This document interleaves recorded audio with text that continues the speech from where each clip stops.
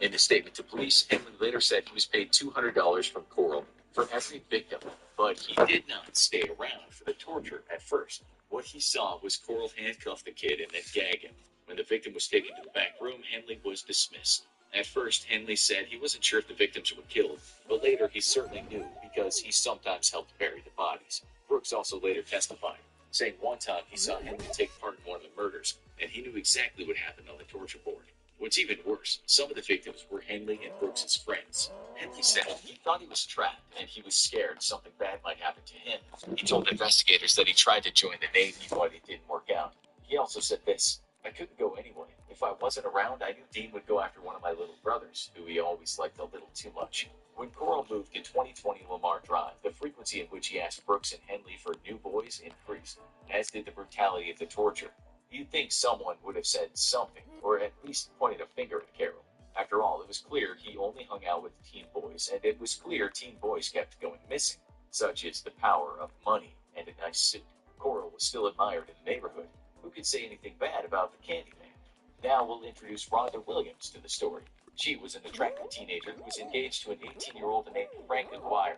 He was not into crime or drinking like some other kids and held down a good job. And then one day, he just went missing. Williams looked high and low for him, and he never turned up. Then one day, her cool neighbor, a guy named Wayne Henley, informed her that Frank had been murdered by the mafia. Of course, Henley had delivered Frank to court, like all those other boys whose faces were now on missing persons posters all over the place. Williams and Henley became friends, often smoking weed and downing beers while talking about the tough lives they lived. One thing they didn't talk about, though, was Henley's dark secret. One day, they were out on their bicycles when she got a flat tire. As they stood there in the street, a white van pulled up alongside them. The friendly driver was the Candyman, whom Williams had heard of. But she didn't have a clue Henley supplied him with various torture victims. In a cordial tone, Coral said, "Put your bikes in the back of the van and I'll take you home." They did just that, with Williams wondering why the van looked like some kind of cage. But in the end, Coral actually did do what he said he'd do, and Williams arrived home safely. He had no interest in girls. A few weeks later, and the date was August 7th. In the evening that day, Williams had a huge fight with her hot-tempered father. She was so scared she had to bolt the door to her room where she was hiding from him. Her neighbor Henley turned up to help. In tow, he had 17-year-old Tim Curley, who Williams had never met. Williams told them that she had to get away from the house or else her father might do something crazy. So Henley told her that he knew of a place where they could all go and everything would be alright. Things were about to get very, very weird. At least for two people in this threesome. When they got to Coral's house, things weren't alright at all. With a room door closed so the other two kids couldn't hear, Coral shouted at Henley, "You've ruined everything by bringing that girl." What he meant was he had $200 ready to pay Henley for his next victim, the unassuming Curly. How could Coral do his wicked business with the girl? That's fuck. Okay, so Newbern, Guido, Exel. Well, actually, that's Owen, Cade, and Agent. No one else is on it. Oh, God. Well, actually, Prod, Fall Guy Gamer, no Skulls or anything. There. Persuade. He told him about the Or violent Bell. father, after which Coral seemed to calm down a bit. He proposed she didn't put it down to the table in front of the teens. Then he came back from the kitchen with a tin of salt, 3 rags, and said it was time to have what he called a humming. The next thing Henley knew, he was waking from a state of unconsciousness and his hands handcuffed behind him. The other 9 out of 10. Obviously, they had no idea what happened, but Henley knew exactly how to do it. He saw himself as his man, tortured for a while the previous before they did the same visit.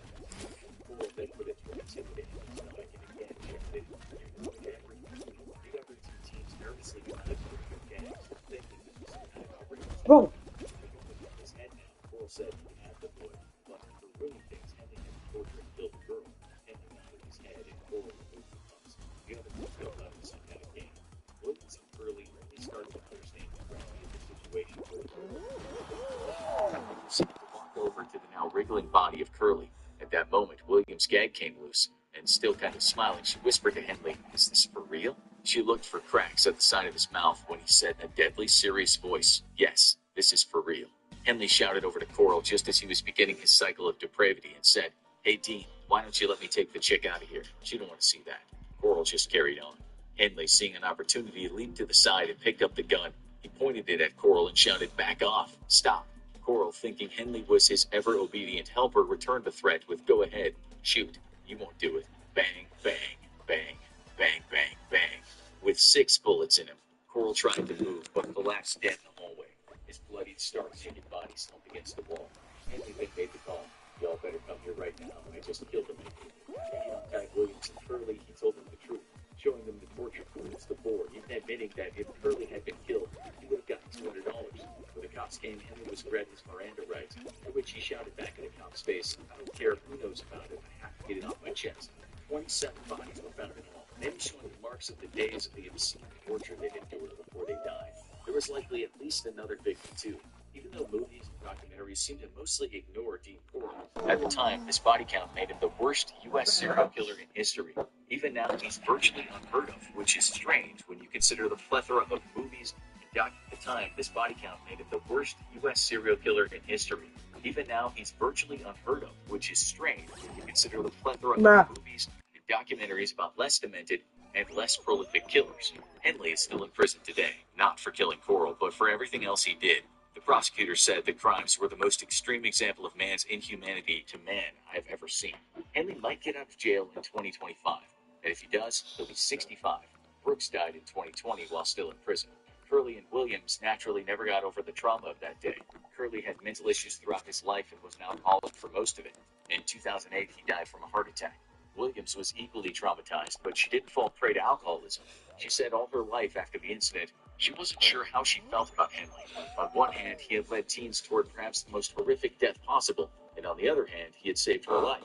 In 2005, she turned up to the prison where Henley was incarcerated and decided to try and understand just how bad he was. He told her in no uncertain terms that on that day he'd almost shot her instead of Coral, and so saved himself from police capture. He would no doubt have also got $200 for doing it. That was all she needed to know. She walked out of the prison gates and told herself this dark chapter in her life was over.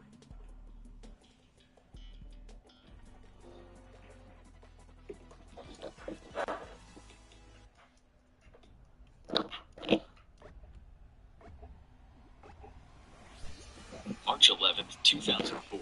A Canadian family in Vancouver just finished a delicious dinner of pork loin wrapped in smoked bacon when a provincial health official appears on the TV and announces some very worrying news. That meal that they just wolfed down might have had a secret ingredient, the flesh and guts of numerous murdered women, meat that might make them seriously ill. When they heard that news, one of Canada's most prolific and demented serial killers was in custody. No thanks to the Canadian cops who seem to always allow this guy to keep on killing. Did they? That's doubtful, but what is not doubtful is that this is one of the most disturbing, perplexing, and nauseating serial killer cases in history. A story that might contain some extremely dark secrets. Robert Pickton was a meat lover. His entire life was centered around meat. Almost from the day he was born. Seems he could. This kid is actually lucky. What the luck? Stuffy about where it came from. Born on October 24th, 1949, Pickton cut his teeth on the family pig farm 17 miles to the east of downtown Vancouver. As with many serial killers, his childhood was far from pleasant. To understand the extremely revolting things you'll hear in this show, you need to know what shaped this madman. He wasn't always a monster. Little Robert, or Willie as he was unaffectionately known, was molded into a beast by perhaps the worst parents a boy could ever have. Willie and his young brother David grew up on the farm, while their sister Linda was sent away when she was young. Her parents said the farm life wasn't suited for a young girl. They were absolutely right. This story is about Willie, but bear in mind as we tell you this tale that his siblings might have also embraced the dark streak. Willie and David slaved away on the pig farm from a very young age. Their father, Leonard, born in England in 1896, was a very violent man. He ignored the kids as much as possible, interacting with them only to dish out the occasional physical and psychological abuse. Leonard was not a nice man. Evident in one story that Willie would tell police many years later. It was about this time that he was 12 on a 3-week-old cat. He liked the cat and made it his pet. Then one day he came home from school and it wasn't there. He asked his dad about it and he was told, "Oh, it must have got out." Willie replied, "How can it get out the door?" His father remained silent. Willie ran to the barn where he found his half-butchered cat hanging from a meat hook. He told his mother, Louise, "I was going to keep that cat for the rest of my life and now it's gone." Crying, he told her, "I was going to sleep with it." Piece of meat. Somewhere in the kid's mind, the trauma he experienced had connected love and violence. I like Affection. ooh woo LOL. What? Bro, huh? And slaughter. He would tell this story later in life as if that pet calf was the most important thing that ever happened to him. He explained to detectives that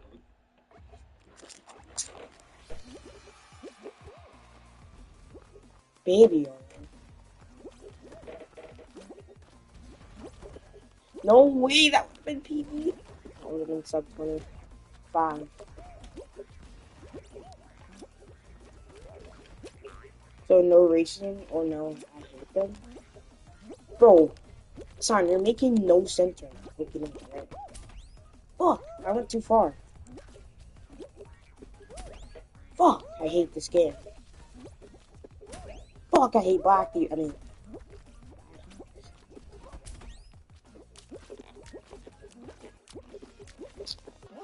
I am drunk, Sam.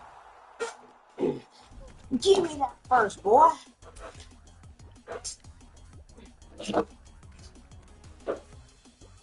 I drink 5 bottles of vodka.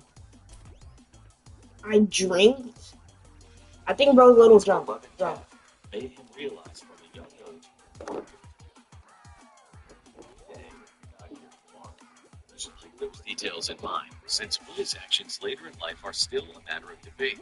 His childhood might hold the keys to what is a very murky mystery. Unsurprisingly, these kids stayed away from their Weird father. question. Their mother, Louise, born in Alberta in 1912, was also the embodiment of parental mismanagement. This gruesome guardian was loud, controlling, and obnoxious. She didn't look too good for her age. Usually covered by a scarf, hair sprouting out of her mouth contained a front. It wouldn't have looked or sounded out of place in the movie Deliverance. She called Willie slow, or she believed he was not quite right in the head, blaming the fact that when he was born, his umbilical cord had wrapped around his neck and cut off his oxygen. All she ever seemed to do was shouting. She was on Give me a little. Okay, no. She worked over kids like coal miners up at dawn every day to slop out. She smells the 8 cows on the slop out and milk it. Since Louis never taught them the importance of regular bathing, Willie was the one kid in school for that. The other kids at Hillside Elementary named him Skin Dick. When he got home, he was faced with full hardcore avoidance and the slaughtering of livestock. It was always erupted, but blood and guts didn't bother him. The adults were angry at him and sometimes would hide under the gutted playground. Forevermore, death, blood, and visceral were Willie. Let's go. The victims were very well known. You guys think I'm gonna win? Hey, son, you think I'm gonna win?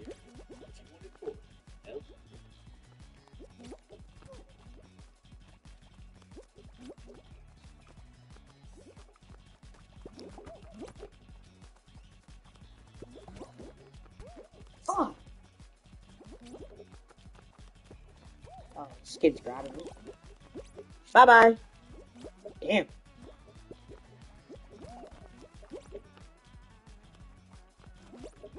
You don't decide so we can join him slowly.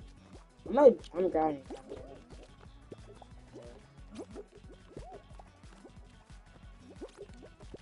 These kids are scary. Just fight me, come on.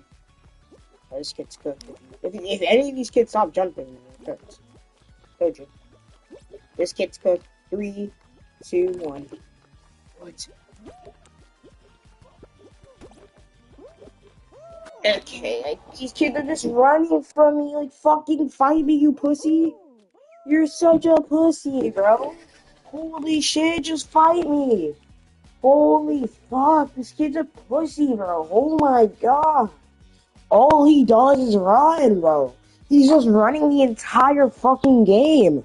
Like, all these kids are fucking pussies. The worst player in there is the only one trying to fucking grab. Like, what the fuck, bro? Holy shit, bro. Little F Picton Ranch Poultry and Pigs was the place to go. When people visited, they'd see the feral, unwashed kids running around a house that always seemed on the verge of collapse. This they couldn't understand. Everyone knew the Pictons had money from selling land. It was as if they enjoyed living in abject filth. Pigs, chicken, ducks, dogs, and the occasional cow wandered around the house, leaving dirt and excrement behind.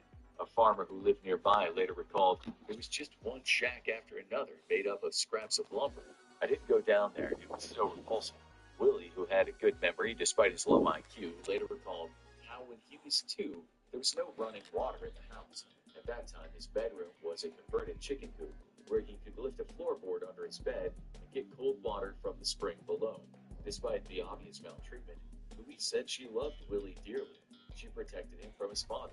She No, don't say I said you word or else I am not friends with you. What is little girl yapping about? Bruh, God, holy shit. Lose some weight, little bro.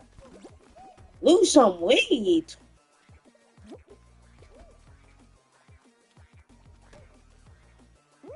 Bro. I said, no, wait. They don't know you like I love you.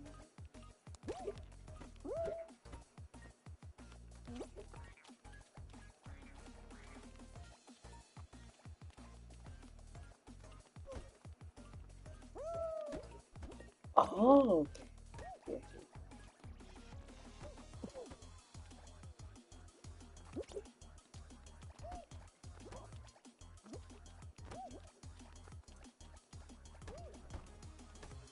Bro.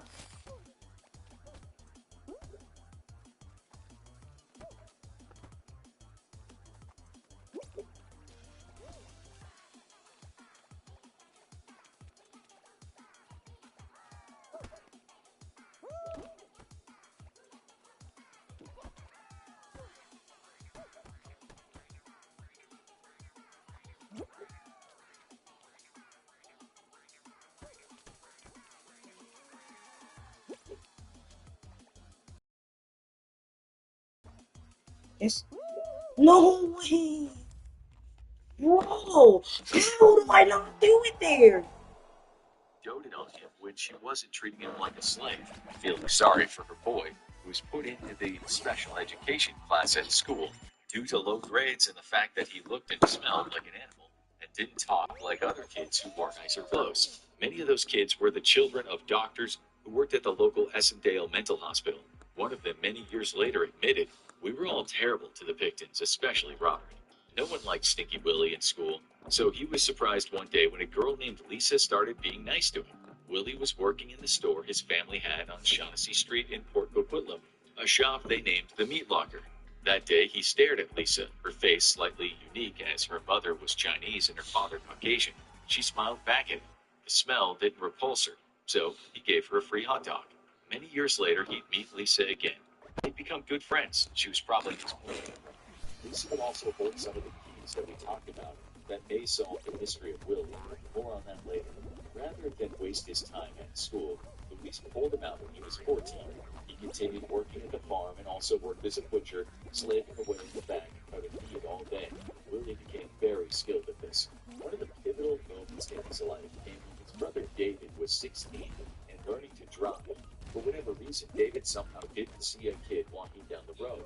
The kid was 14-year-old Tim Barrett, who was hit so hard the truck was badly bashed up. It seemed as if David had not even slowed down or braked. Instead of doing the right thing and telling the cops, David sped off and went to tell his mother. She raced out to the accident scene, looked at the kid, who she thought was obviously dead, and rolled him into a water-filled ditch about 10 yards from the road. This had a big impact on David and Willie, who already had a sense of right and wrong.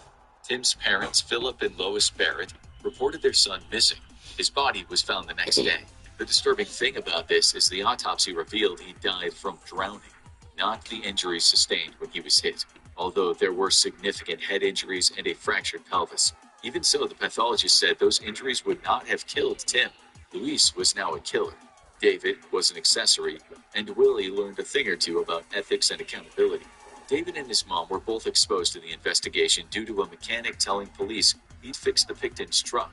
But in the end, Luis wasn't charged with a crime, and David only got 4 years of probation after being sentenced at a juvenile court. Many years later, Willie would tell this story about how his mother pretty much got away with murder. In 1978, Willie's father, Leonard, passed away at the age of 91, the same year that a fire at the farm killed hundreds of pigs. Then, a year later, Luis also passed away. The kids, including the sister, inherited the land that was worth a substantial amount of money. They also each received about $90,000, around $380,000 in today's money. That was small change, though. The farm and its land were now worth close to $1 million, or $4.2 million today. Willie, who was now 20, was suddenly rich, but he remained at the farm as his mother had requested in her will. Now all the animals were his. He still barely took care of the place and never really got into the old hygiene thing, but he did make some changes. One of those changes was taking care of the animals he loved. When his favorite horse, Goldie, died, he decapitated it and took the head to a taxidermist. Goldie's stuffed head was still on his bedroom wall years later when the horrors of the Picton farm came to light. Willie had never had a girlfriend. The girl in his family's meat shop, Lisa, was about the closest he'd come to falling in line. The puppy kind, at least. Willie was aware that girls were disgusted by him, the pig boy who smelled like feces. So he found pen pals. Pen pals didn't know he smelled or looked like. Just prior to his parents dying, the teenager Willie fell for Connie Anderson, the girl he was writing to in Pontiac, Michigan. He took a few long road trips to the U.S. where he called on the pen pals in Chicago, Kansas City, and St. Louis. But it was with Connie, a rather heavy-set girl, that he found the true love. The two were both oddballs, and not popular amongst their peers. They didn't bother with bars and restaurants, they just drove around all the time. Willie spent 5 weeks with her, and they later got engaged, despite never sleeping with each other. The only thing Willie had slept with until then was pigs. Pigs he sometimes had to slaughter. He seemed to have trouble differentiating women from swine, which may have been why he and Connie never reached third base. Fourth base, with Willie, usually meant the meat grinder. One night he told her he couldn't leave the farm forever. He had to go. Years later, he told the police she was supposed to come up, but she never did. Neither did he ever go back to Pontiac. Well, that's life, Willie told interrogators decades later. Life comes around and goes around. And in between for Willie, at least there's a fair amount of bloodshed and pain. He was almost ready, primed to kill, to become a slaughterer and a meat man who would shock the world. Back at the farm, Willie did something unexpected. He opened the place up to the Hells Angels gang that hung around the area. From then on, there were wild parties at the farm. The bikers turned some of it into a chop shop and held cockfights in the barns. For them, Willie was just a weirdo sitting on a lot of money. As long as he let them party, they were good to him. There were wild, come a slaughterer, and a meat man who would shock the world. That Are you older than 18? We're looking for motivated people to take online cybersecurity classes. cockfights in the barns. Back at the farm, Willie did something unexpected. He opened the place up to the Hells Angels gang that hung around the area. From then on, there were wild parties at the farm. The bikers turned some of it into a chop shop and held cockfights in the barns. For them, Willie was just a weirdo, and there were wild parties at the farm. The bikers turned some of it into a chop shop and held cockfights in the barns. For them, Willie was just a weirdo sitting on a lot of money. As long as he let them party, they were good to him. They called the place Piggy House, always dumbfounded by Willie's relationship with his pigs, especially his 600-pound bull that would run wild around the place. They called Willie weird and slow. They laughed at him behind his back, but they sure did appreciate the use of his place. It was through the bikers and the parties that Willie met many women who lived in the streets and most of the rundown areas of Vancouver. They partied with the bikers, often given substances that got them through their day. Willie was equally as kind. Well, he seemed kind at first. In the daytime, Who the fuck taken is you? to West Coast Production Rendering Facility, Who the fuck is you? and parts would be rendered into grease to make soap, candy, and cosmetics. Some of it was turned into pet food. Unbeknownst to the facility, it might have been part human. At nighttime, the parties would get not real.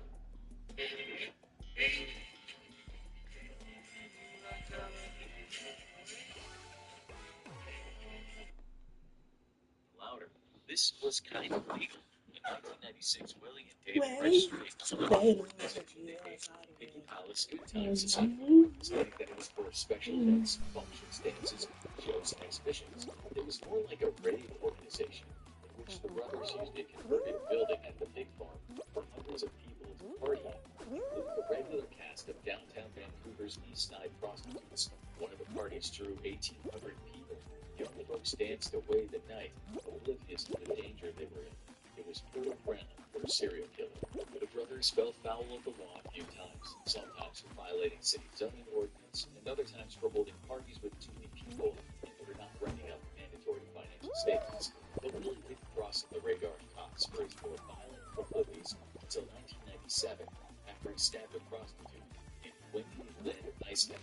Willie was now 48.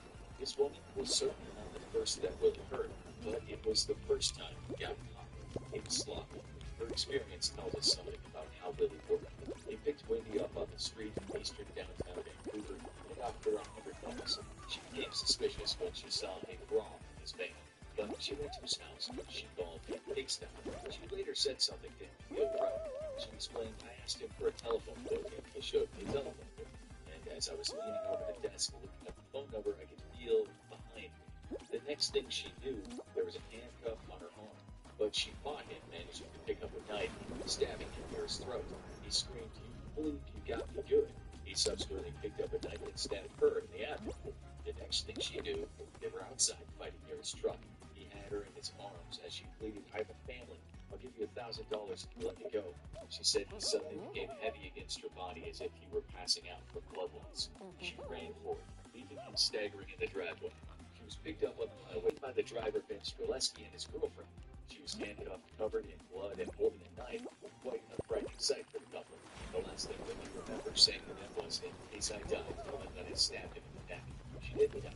Willie was charged with attempted murder and released on a $2,000 bond. Told the cops she tried to steal from him and had gone bananas in the process. A few months later, the case was dismissed, which was not unusual for cases involving so-called women of the night. The cops later had to explain this to